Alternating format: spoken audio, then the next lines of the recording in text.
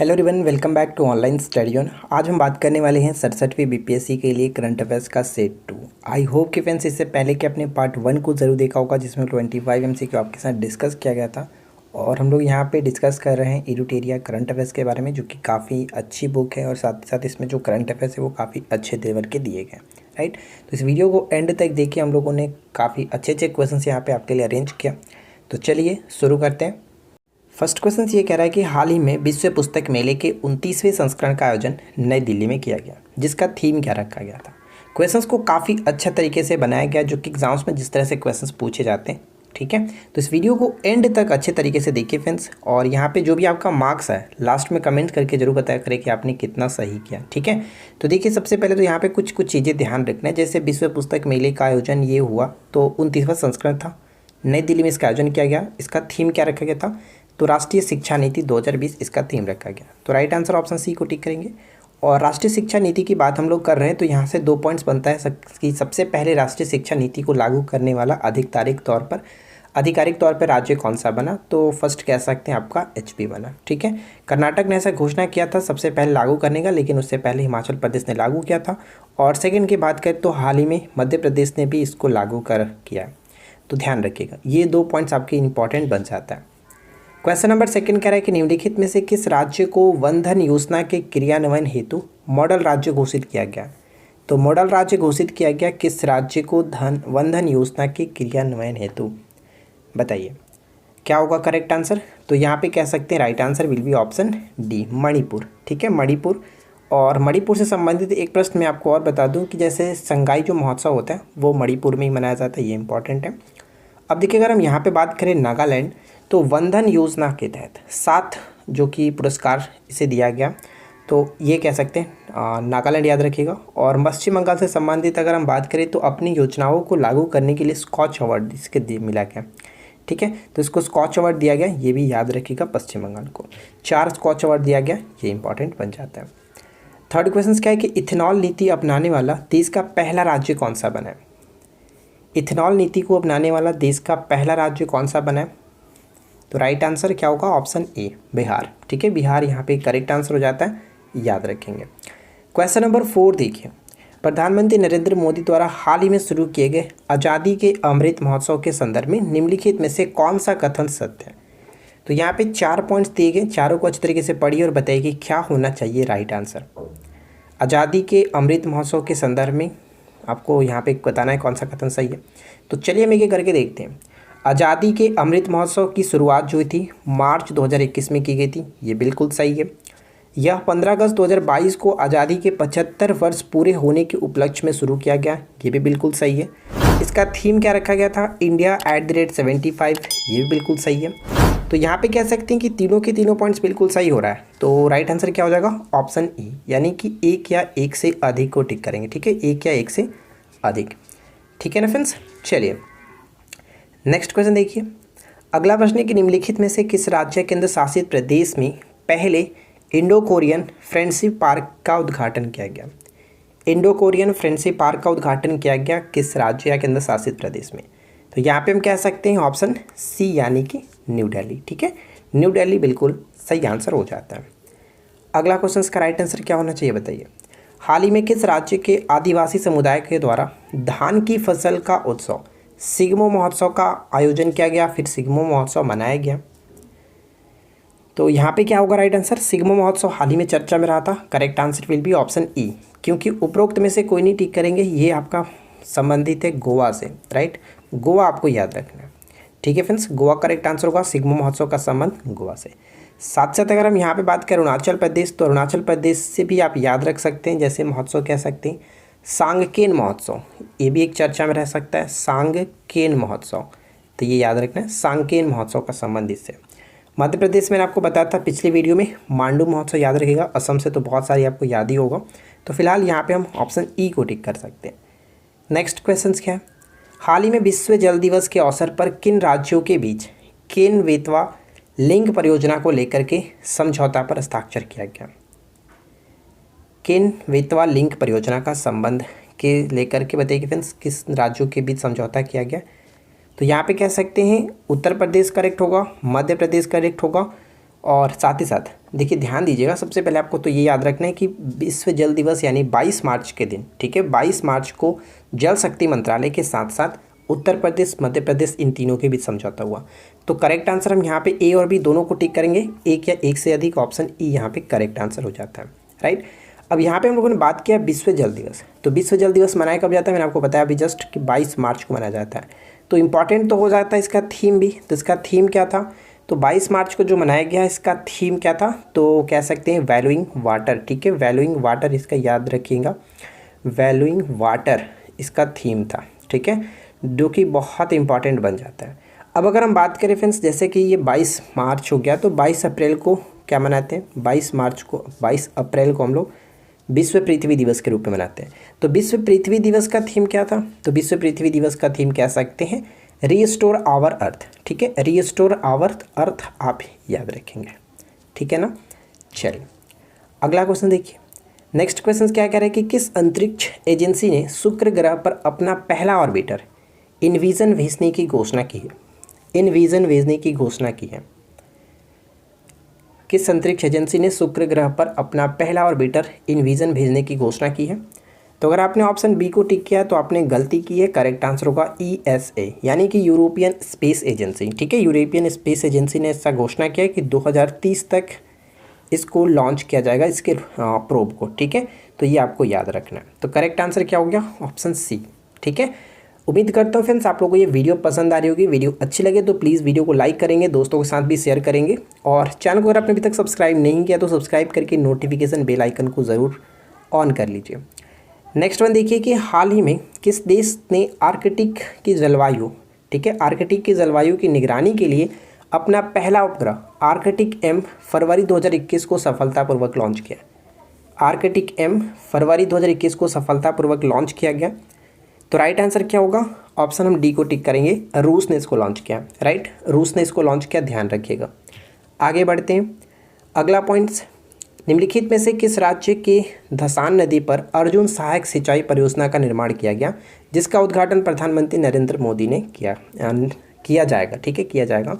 तो बताइए किस राज्य के धसान नदी पर अर्जुन सहायक सिंचाई परियोजना का निर्माण किया गया। तो राइट आंसर क्या हो जाएगा, ऑप्शन बी उत्तर प्रदेश, ध्यान रखिएगा उत्तर प्रदेश। यहाँ से 2-3 प्रश्न डायरेक्ट पूछे जा सकते हैं कि हाल ही में चर्चा में रहा धसान नदी किस स्टेट में, तो उत्तर प्रदेश हो सकता है। ये भी पूछा जा सकते हैं कि अर्जुन सहायक सिंचाई परियोजना का संबंध किस राज्य से रहा, उत्तर प्रदेश, राइट। तो बस क्वेश्चंस को आप ध्यान से पढ़िए क्योंकि यहाँ पे आपको 2-3 क्वेश्चंस एक्स्ट्रा भी देखने को मिलेगा। नेक्स्ट क्वेश्चन क्या है, भारतीय नौसेना ने हाल ही में अपनी तीसरी स्कॉर्पियन पनडुब्बी INS करंज को नौसेना में शामिल किया, इसके संदर्भ में कौन सा कथन सही है। इस टाइप के क्वेश्चंस आपको बुक में नहीं मिलेगा क्योंकि ये सारे क्वेश्चन अपने से खुद से बनाया गया। मैंने आपको बताया ना कि यूटेरिया बुक हम लोग यहाँ पे करा रहे हैं, तो ये सारे जो आपका वन लाइनर फॉर्म में क्वेश्चन दिए गए हैं उसी चीज़ को यहाँ पे कन्वर्ट किया गया, MCQ फॉर्मेट में खुद से बनाया गया। तो आपके लिए बनाया गया कि हाँ आप ज़्यादा से ज़्यादा क्वेश्चंस को कैप्चर कर पाओ, ज़्यादा से ज़्यादा आप याद रख पाओ और एग्ज़ाम्स में आप ज़्यादा अच्छा स्कोर कर पाओ। तो अगर आप हमारे साथ रेगुलर प्रैक्टिस करेंगे तो आपकी जो GK है यानी कि जो करंट अफेयर्स है वो काफ़ी अच्छी स्ट्रांग हो जाएगी। तो ध्यान से यहाँ पे पढ़िए क्योंकि आपने ऑलरेडी बुक को पढ़ रखा है, तो बस सेट लगाइए अच्छे तरीके से। तो चलिए हम यहाँ पे बात करते हैं कि अपनी तीसरी स्कॉर्पियन पनडुब्बी INS करंज को नौसेना में शामिल किया गया, तो इसके संदर्भ में कौन सा कथन सही है। तो पहला पॉइंट क्या है कि इसे मुंबई के यानी कि मुंबई के नेवी डॉकयार्ड में शामिल किया गया, बिल्कुल सही। INS करंज को साइलेंट किलर के नाम से भी जाना जाता है, बिल्कुल सही है कि INS करंज को साइलेंट किलर के नाम से भी जानते हैं। इससे पहले यानी ये तीसरी स्कॉर्पियन थी, इससे पहले 2 का नाम क्या था, इससे पहले INS कलवरी और INS खंडेरी को भी नौसेना में शामिल किया जा चुका था। तो यहाँ पे तीनों पॉइंट्स सही है, इसलिए हम यहाँ पे ऑप्शन ई को टिक करेंगे, एक या एक से अधिक, राइट, ऑप्शन ई यहाँ पे करेक्ट होगा। उम्मीद करते हैं कि आपने राइट आंसर गेस कर लिया हो था। चलिए अगला पॉइंट्स, निम्नलिखित में से किन 2 देशों ने लूनर स्पेस स्टेशन की स्थापना के लिए एक दूसरे के साथ समझौता किया। लूनर स्पेस स्टेशन की स्थापना के लिए एक दूसरे के साथ समझौता किया, तो रूस और चीन, ठीक है, रूस और चीन हम कह सकते हैं।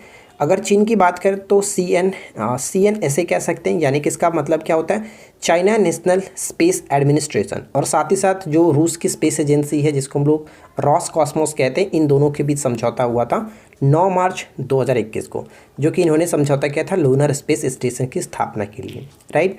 आगे देखिए नेक्स्ट क्वेश्चन है कि दुनिया के सबसे शक्तिशाली सुपर कंप्यूटर फुगाकू निम्नलिखित में से किस देश ने विकसित किया है? फुगाकू का निर्माण किसने किया, जो कि दुनिया का सबसे शक्तिशाली सुपर कंप्यूटर है फुगाकू। तो इसका नाम से थोड़ा सा लग रहा है कि जापान के साथ जाना चाहिए, बिल्कुल सही है, ऑप्शन सी को टिक करेंगे। अच्छा, ईरान से संबंधित भी आपको एक बताया गया था कि हाल ही में ईरान ने भी अपना एक सुपर कंप्यूटर विकसित किया था, जिसका नाम क्या था? सीमोर्ग। ठीक है, सीमोर्ग का नाम रखा गया था, ये भी याद रखेंगे। अगला पॉइंट्स, फ्रेंच ओपन 2021 का पुरुष वर्ग का खिताब किसने जीता? फ्रेंच ओपन 2021 में पुरुष वर्ग का खिताब यानी सिंगल की बात की जा रही है, किसने जीता है? तो यहाँ पे क्या होगा राइट आंसर?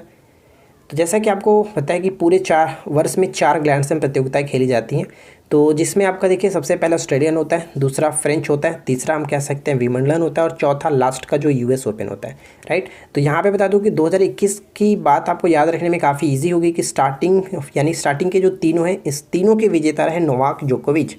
ठीक है, नोवाक जोकोविच, ऑप्शन बी करेक्ट होगा।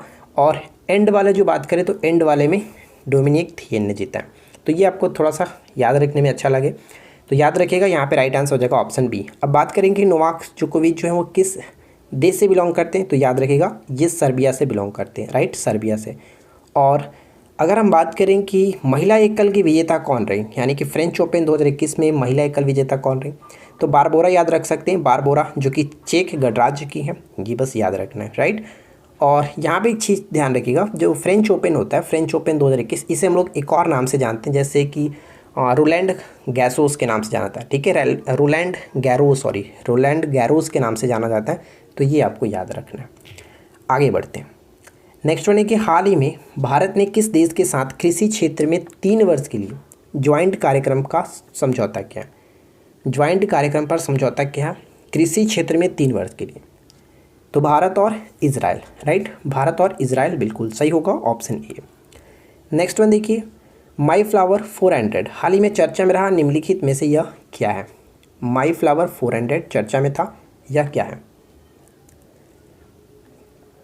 तो यहाँ पे कह सकते हैं कि ये आर्टिफिशियल जहाज है। मैं आपको बता दूं कि ये आर्टिफिशियल जहाज है, समुद्री प्रदूषण तथा पानी में मौजूद प्लास्टिक का विश्लेषण करने के लिए इसको बनाया गया। और ये चर्चा में इसलिए भी था क्योंकि अटलांटिक महासागर को पार करने वाला ये विश्व का पहला मानव रहित जहाज बन चुका है, मानव रहित आर्टिफिशियल जहाज बन चुका है, राइट। तो इस वजह से ये इंपॉर्टेंट है, तो इसको याद रखिएगा कि माई फ्लावर 400 आर्टिफिशियल जहाज है। चलिए आगे बढ़ते हैं। नेक्स्ट वन कह रहा है कि इटालियन ओपन मैन का खिताब किसने जीता है? इटालियन ओपन मैन 2021 का खिताब किसने जीता है? तो ये खिताब अपने नाम किया Rafael Nadal, option b, Rafael Nadal, option b को टिक करेंगे। नेक्स्ट वन देखिए, भारत ने अपनी नौसेना के लिए 3 multi role helicopter MH-60 Romeo की खरीद हेतु निम्नलिखित में से किस देश के साथ समझौता किया? Multi role helicopter MH-60 Romeo की खरीद हेतु निम्नलिखित में से किस देश के साथ समझौता किया? किसके साथ जाना चाहेंगे आप? तो उम्मीद करते हैं कि आपने बिल्कुल सही आंसर गेस किया था, ऑप्शन सी, अमेरिका। ठीक है, अमेरिका यहाँ पे बिल्कुल सही आंसर होगा, याद रखना है। अगला पॉइंट्स, हाल ही में किस राज्य के मुख्यमंत्री ने लक्ष्मी भंडार परियोजना की घोषणा की है? लक्ष्मी भंडार परियोजना, तो ध्यान दीजिएगा इस प्रश्न का राइट आंसर क्या होगा? ऑप्शन सी, यानी कि पश्चिम बंगाल। ठीक है, पश्चिम बंगाल। अगर हम बात करें लक्ष्मी भंडार जो परियोजना, इसके अंतर्गत क्या होगा? तो SC और ST जो कैटेगरीज की महिलाएं हैं, यानी कि घर की जो मुखिया महिलाएं हैं, उनको 1000 रुपये प्रति माह दिया जाएगा, 1000 रुपये प्रति माह। जबकि अगर हम सामान्य वर्ग की महिलाओं की बात करें तो उनको 500 रुपये प्रति माह देने की बात की गई है। ठीक है, प्रति मंथ, जो कि पर मंथ देने की बात की गई है। वित्तीय सहायता मुहैया कराया जाएगा। और इससे पहले भी जो पश्चिम बंगाल सरकार है, इन्होंने रूप से परियोजना को स्टार्ट किया था, आपको ये चीज़ पता होगा। तो यहाँ पे बहुत इंपॉर्टेंट बन जाता है कि पश्चिम बंगाल, ध्यान रखेंगे। और एक पथश्री योजना भी स्टार्ट किया गया था, जो कि पश्चिम बंगाल के गवर्नमेंट के थ्रू ही हाल ही में, तो वो भी आपको याद रखना है। नेक्स्ट वन क्या है? हाल ही में युवा PM योजना निम्नलिखित में से किस मंत्रालय की पहल है? युवा PM योजना निम्नलिखित में से किस मंत्रालय की पहल है, बताइए। तो कह सकते हैं ये शिक्षा मंत्रालय से संबंधित है, ऑप्शन ए, राइट, ऑप्शन हम ए को टिक करेंगे। एक छोटा सा इन्फॉर्मेशन मैं आपको बता दूं फ्रेंड्स कि हमारे एप्लीकेशंस पे जो भी कोर्सेज हैं उसका ऑफ़र काफ़ी इंटरेस्टिंग ऑफर चल रहा है। और जो बिहार SI का फुल कोर्स है मात्र 299 में आपको मिल रहा है, जिसकी प्राइस 399 है, बट आपको 299 में मिल रहा है। और ये ऑफ़र सिर्फ और सिर्फ 15 अक्टूबर तक रहने वाला है। तो अगर आप इंटरेस्ट रखते हैं, जिसमें आपको बहुत सारी चीज़ें मिल रही है, जैसे आपको बताया गया कि 250 plus hand writing topics notes दिया जा रहा है। साथ ही साथ इसमें आपको 7000 प्लस MCQ भी दिया गया है, जो कि एग्जाम्स ओरिएंटेड MCQ है। कुछ ना कुछ क्वेश्चंस यहाँ से, कुछ ना कुछ बहुत सारे क्वेश्चंस यहाँ से आपको देखने को मिल सकता है। और साथ ही साथ अगर हम बात करें, जो भी आपको हैंड राइटिंग टॉपिक्स दिया गया उसका MCQ वीडियो भी वहाँ पे प्रोवाइड कराया जा रहा है, राइट। और इसके अलावा आपको करंट अफेयर्स का भी वहाँ पे अच्छे तरीके से सभी चीज़ कराई गई है। करंट अफेयर्स की PDF जनवरी से लेकर के एग्ज़ाम से 1 मंथ पहले तक का कवर कराया जाएगा। तो आप जुड़ना चाहे तो जुड़ सकते हैं। मेनली फोकस आपका किया गया 250 प्लस नोट्स पे, जो कि एग्जाम्स ओरिएंटेड सारे टॉपिक्स को कवर किया गया। तो जुड़ने के लिए आपको इस वीडियो के नीचे डिस्क्रिप्शन में लिंक मिल जाएगा हमारे एप्लीकेशंस की, वहाँ पे डाल करके उसको डाउनलोड करके और स्टोर सेक्शन में जा करके आप कोर्सेज को ज्वाइन कर सकते हैं। आगे बढ़ते हैं। नेक्स्ट क्वेश्चन है कि केंद्र सरकार ने हाल ही में किस भारतीय राजनेता के जन्म दिवस को पराक्रम दिवस के रूप में मनाने का निर्णय लिया है? बताइए, किस भारतीय राजनेता के जन्म दिवस को पराक्रम दिवस के रूप में मनाने का निर्णय लिया गया? तो यहाँ पे करेक्ट आंसर हो जाएगा ऑप्शन बी, सुभाष चंद्र बोस। इनकी जयंती जो होती है 23 जनवरी को होता है, ठीक है, 23 जनवरी को होता है। तो 23 जनवरी को प्रत्येक वर्ष कह सकते हैं सुभाष चंद्र बोस की जयंती पराक्रम दिवस के रूप में मनाई जाएगी। हाल ही में किस राज्य सरकार ने अंकुर योजना शुरू करने का घोषणा किया? बताइए, अंकुर योजना का संबंध किस स्टेट से? Madhya Pradesh, option C Madhya Pradesh. Next one, हाल ही में किस देश ने मौसम संबंधी उपग्रह फेंग्यून 4B को सफलतापूर्वक लॉन्च किया?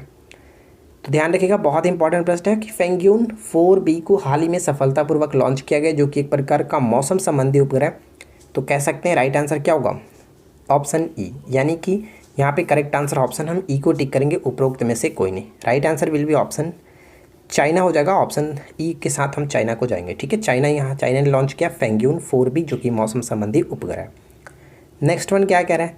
निम्नलिखित में से किस बैंक ने अपने ग्राहकों के लिए पे योर कॉन्टैक्ट नामक मोबाइल एप्लीकेशन जारी किया, जिसके जरिए ग्राहक लाभार्थी के मोबाइल नंबर द्वारा किसी भी प्रकार का भुगतान कर सकते हैं? पे योर कॉन्टैक्ट, ठीक है, पे योर कॉन्टैक्ट मोबाइल एप्लीकेशन को लॉन्च किया।